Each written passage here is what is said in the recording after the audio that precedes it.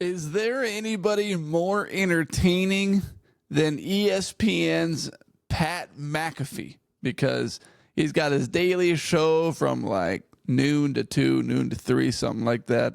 And then he's on College Game Day in the morning, where he's got people kicking field goals for thousands and thousands of dollars. He is everywhere. He's electric. And he pays the Minnesota Vikings their respects. Is from Stage at Sports Stage 101. Shout out to you for following along. Hashtag I don't want to overreact, but I'm tired of seeing no coverage of the 5-0 Minnesota Vikings. You turn on Get Up, it's all about the Cowboys or Ravens for 2 hours. When is this team going to get some respect? Hey, Minnesota Vikings, congrats on being 5-0. That's awesome. KOC will be joining our program tomorrow in the 2 o'clock Eastern hour, obviously friend of the program.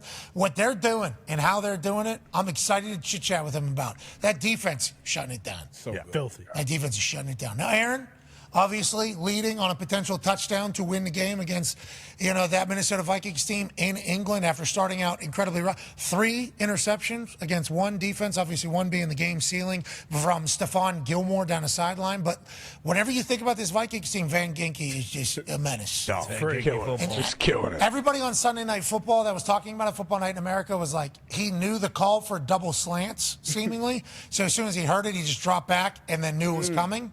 So that had to be some sort of information from Flores, from the Vikings, or they were just assuming that was the case because of how effortless he made it. Nonetheless, Flores' defense has been making people look bad all year. KOC's offense with Sam Darnold is obviously something that is very, very effective.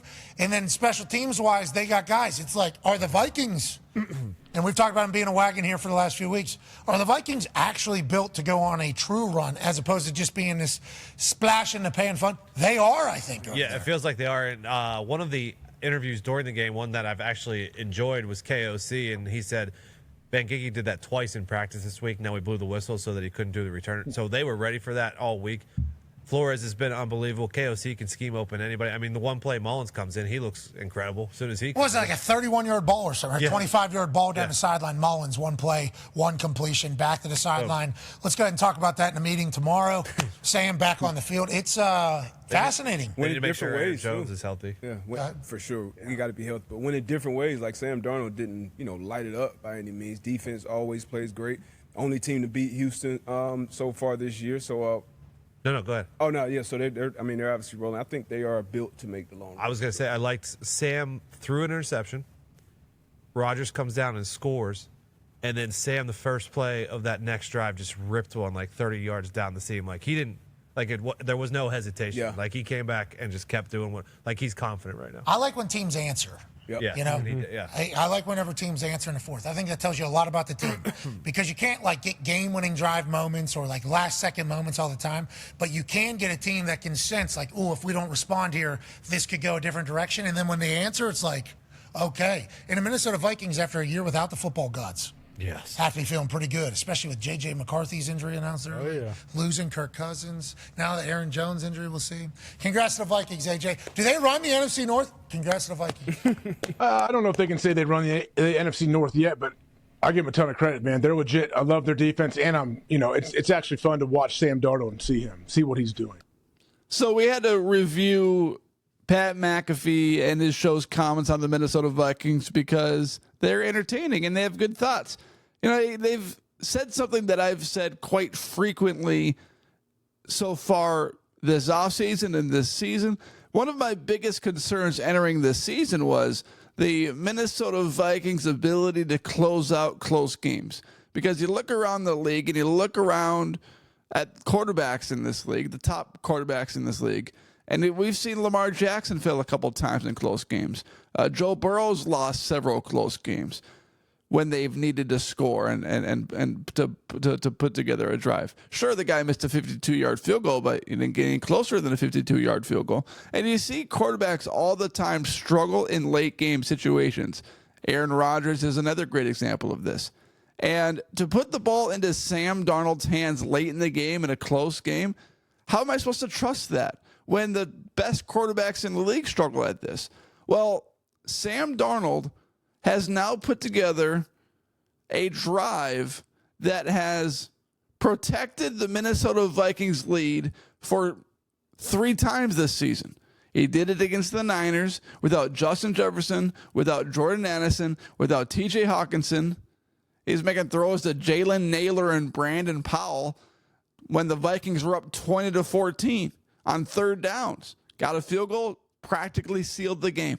Same thing against the Green Bay Packers. Minnesota Vikings, all the momentum is turning towards the Packers. They got it down to 6 points after the Vikings had a 28-0 lead. Sam Darnold needs to go out there, lead another drive. He does it. Gets another field goal. Minnesota Vikings practically seal it. And he does the same thing against the New York Jets. So Sam Darnold is 3 for 3 and must-have drives for the Minnesota Vikings this season, which I think is different than what the Minnesota Vikings were doing in Kirk Cousins' second to last year. The Vikings were winning all those close games. There were all these comeback moments from Kirk Cousins. It was not it was not something that you could replicate during another season, like the win against Buffalo, just as an example. They were winning all these close games, but it just seemed like this just doesn't quite seem right. It doesn't seem like you can duplicate this for another season, and sure enough, they couldn't, because winning all those close games is crazy. But what we've seen this season, we see a blowout against the Giants, we see a blowout against the Texans, but what we have seen against the Niners, Packers, and Jets is a game-winning drive, or a game-sealing drive, rather, when the Minnesota Vikings already have the lead. Sam Darnold has not yet been asked to lead a game-winning drive when the Minnesota Vikings are down 3 or even tied to put the game away. He has been asked to seal the game on a game-winning sealing drive. And that's what he's done 3 times, which has just been incredible coaching, incredible playmaking, because those have been all adverse situations. If he throws a pick there, the Vikings could lose. If he fumbles, if he throws inaccurate balls, well, then there's a good chance the Minnesota Vikings lose any of those games. But he's shown up when he's needed to.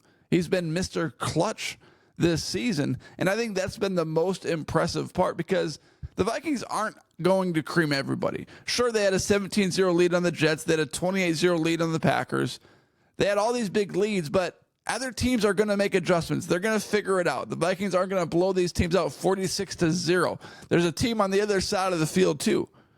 So when that other team makes a run, as they are inevitably going to do, Sam Darnold responds, and so did the Minnesota Vikings defense when they needed to. So I just love the response through adverse situations by the Minnesota Vikings. Now they're on their bye week, and then they face the Detroit Lions at home coming out of that. So that's the big game everyone's talking about. That's the one that everyone's going to keep an eye on, because are the Minnesota Vikings for real? That's going to be a game that proves a lot, and I'm sure the Minnesota Vikings know that as well.